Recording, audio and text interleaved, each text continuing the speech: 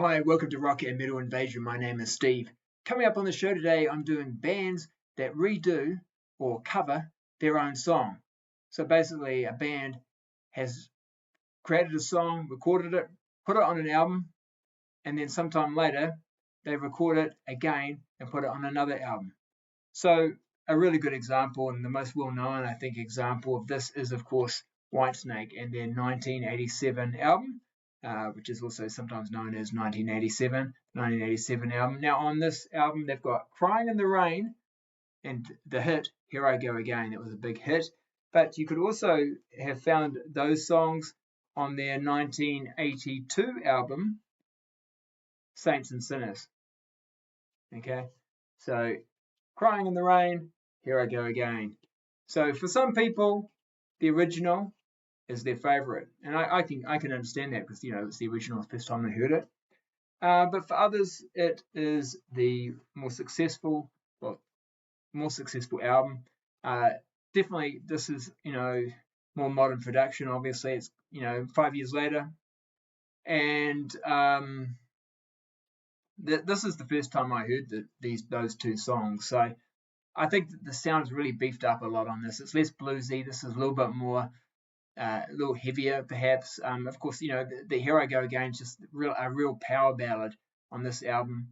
But yeah, personal preference, of course. But yeah, so Whitesnake, a really good example of that. And of course, they do a complete makeover as well, not only with their sound on this album, but with the image of the band as well. But it was very successful doing that. Of course, Here I Go Again being a hit. So David Coverdale thought, well, it worked the first time, let's just do it again. So on Slip of the Tongue, he redoes his song Fall for Your Loving and actually makes it the first single. Now, that song originally appeared on Ready and Willing. So again, going back to one of his older songs, it's more bluesy. Of course, this has still got some blues, of course, but it's harder edge, harder sort of a heavier sort of a sound. Again, the image for the band now is getting into that sort of more of that hair metal type image.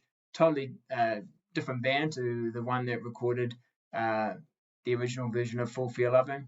But this one wasn't quite so successful, the album and the single. But yeah, he went to he tried that idea, well, again on this album, but he did it 3 times.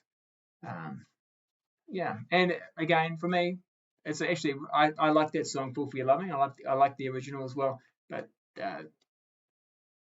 the version on Slip of the Tongue is my favorite, and same with the Here I Go Again and Crying in the Rain.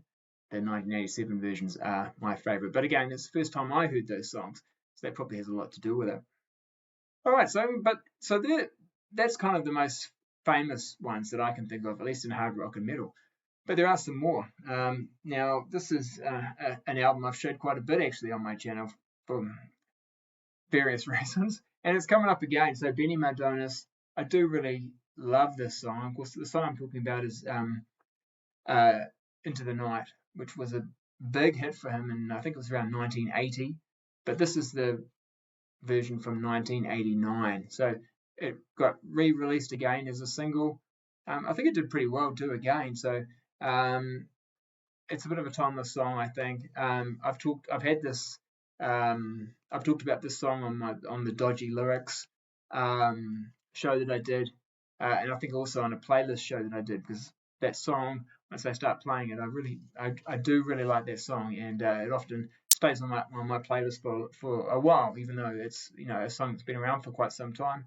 It was a hit, you could hear it on the radio a fair bit, but and he's redone this song many times. If you go back and you actually look at some of the albums he's put out, there'll be an acoustic version, or he's redoing it yet again, because I guess a great song, but also it did give him a hit twice.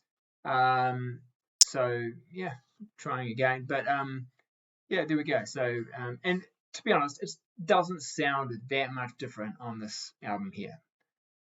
I really don't mind which version I hear. And actually, there's a few that I like that are the ones I'm going to show. The difference is pretty minimal, but The more recent version is often, slightly better production, a little bit more modern, but more polished perhaps. And maybe that's why the bands decide to do it. It's like, that was a great song, but we didn't quite have, the production we wanted. We're a better band now, and we can make it sound even better, so they redo it. And yeah, a good example of that, I think, is, well, perhaps it is, White Lion. So on this album, Fight to Survive, they have a song which I don't think was released as a single, but Broken Heart. It is the first song on side one, opens up the album, and it's a good song. But to be honest, I heard this album before I heard the album where the remake of this song is, and Broken Heart never really stood out for me on this album. But when I heard it on Main Attraction, and it was released as a single, there's a music video, I thought, wow, that is a really good song. I think they improved it. I really do. I think it does sound a little bit different. So, I have been saying it's quite, sometimes quite subtle, but it just, for me, it's just more powerful, sounds better. There's more hooks on it, I think. I know some people actually prefer this version. Yeah, totally. It's personal taste, isn't it? But yeah, for me, Broken Heart on this album is the better version. But it's still a good song, and I actually prefer this album. The Broken Heart would be my favorite song off this album. But as far as the two albums are concerned, this one's actually my favorite. But yeah, like the Broken Heart version on this album here.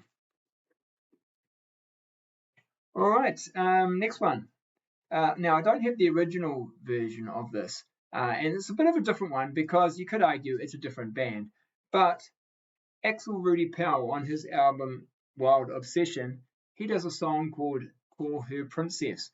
And originally, this was done by the band Steeler in 1984, and he was in that band. So he's taken a song that he pretty much, I suppose, well, he wrote, and, I guess with the guys from Steeler, I'm not sure.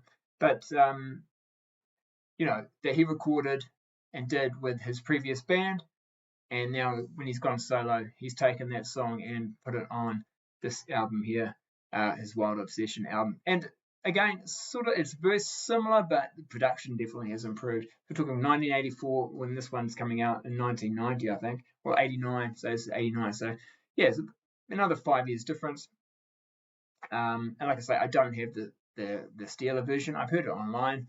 Sounds similar, but yeah, the production's a little bit better on this one. All right, next up, this is actually another slightly well-known one. I guess the band's at least very well-known.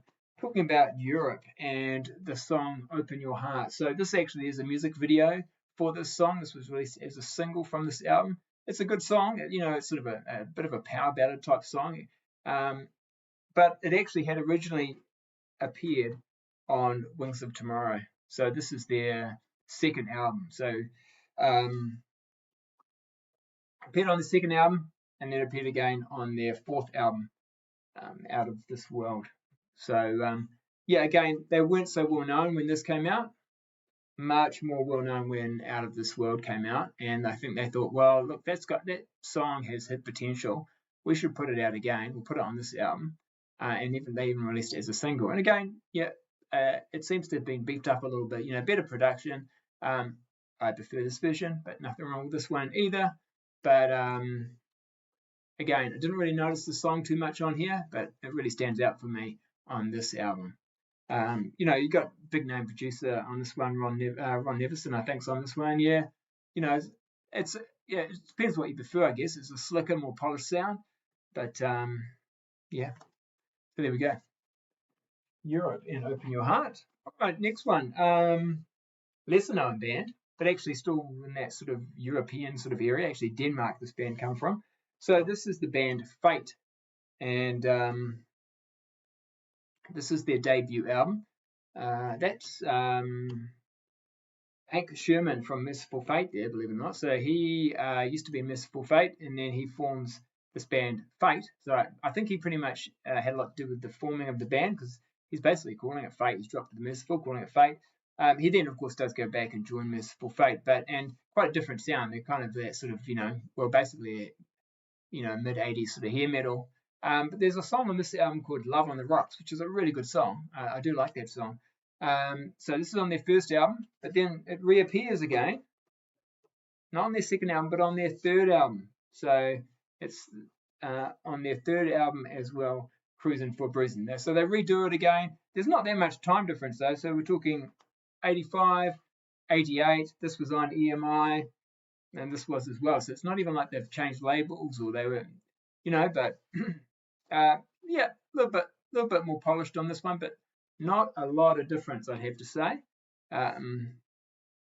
So interesting that they decided to redo that song. And actually, on this album, Hank Sherman's out of the band by the stage, but he did write that song. All right, we'll have a hand in writing it. Okay, next one. So this is an interesting one. Sometimes bands, redo a song that was originally a B-side, and Def Leppard actually did it. So this is the Animal 7-inch single, and on the B-side it's got a song called Tear It Down. So this single, I guess, would have come out probably 1987, I think, something like that. And it was this Animal was one of the first singles, if not the first single, and so 87, and Tear It Down was the B-side. And I remember hearing that, thinking, what a great song. Wow, it didn't make the album. It's such a good song. And then they must have thought it's a good song. And then it appears on Adrenalize like 5 years later. They redo it because this version is produced by Def Leppard. So it's redone, and they've got their producer producing it on Adrenalize. But I actually prefer this version. I much prefer this version. I don't really like Adrenalize that much at all. In fact, I just did a episode on most disappointing albums, and Adrenalize could definitely have made it on there. It was a disappointing album for me. Best song on that album is Tear It Down, and it's not even the best version of that song. All right, but that's my opinion, of course. All right, now next one, another band I talked about quite recently. This is when I was talking about hype stickers, and so I showed this one, and I said that Silent Rage, and I said, it's actually got the song Rebel with a Cause on it, and then it's also got the song Rebel with a Cause on this one as well. Now, difference here is, from what the other examples I've shown you, I don't think it's a re-recording. I'm pretty certain it has not been re-recorded. Now, they are on a different label, so they're on Simmons Records here, Gene Simmons' label. Before that, they were on, I think, a smaller label, like Chameleon Records for this one. Maybe they felt like that song, it wasn't released as a single here, but it was released as a single for this album. And maybe they thought, now that we're on a bigger label, we should release that song, put that song on there again, do a music video, because it could be a hit sort of thing. And it's definitely the best song on this album, and it's the best song on this album. Paul Sabu produced it, and I think he had a hand in the songwriting as well. He produced everything on here, but on this one it's a little bit different, I think. Paul Sabu comes in for some, but then you've also got Gene Simmons as well for other songs on here. So so it's a bit of a difference. I'm pretty sure, someone could tell me if I'm wrong, but I'm pretty sure it's the same version on both albums. And we're not talking a lot of time difference here, probably just a couple years in between these two being released. So not a lot of time between the two albums. Okay, another slightly different one. Well, actually, it's a very similar situation. So Silent Rage, not the only band to put their song on one of their albums more than once, because LA Guns also did it. So on Hollywood Vampires, there's a song called Crystal Eyes, which is a great song. And then when they put out their album Vicious Circle, it also has Crystal Eyes on it. It's exactly the same version. They even credit the same producer. So these are all credited to Jim Wirt. He's the producer on this album. But then the one song is produced by Michael James Jackson, and he was the producer on this album. So it's pretty much obvious then that the song on here, Crystal Eyes, is the same version that's on here.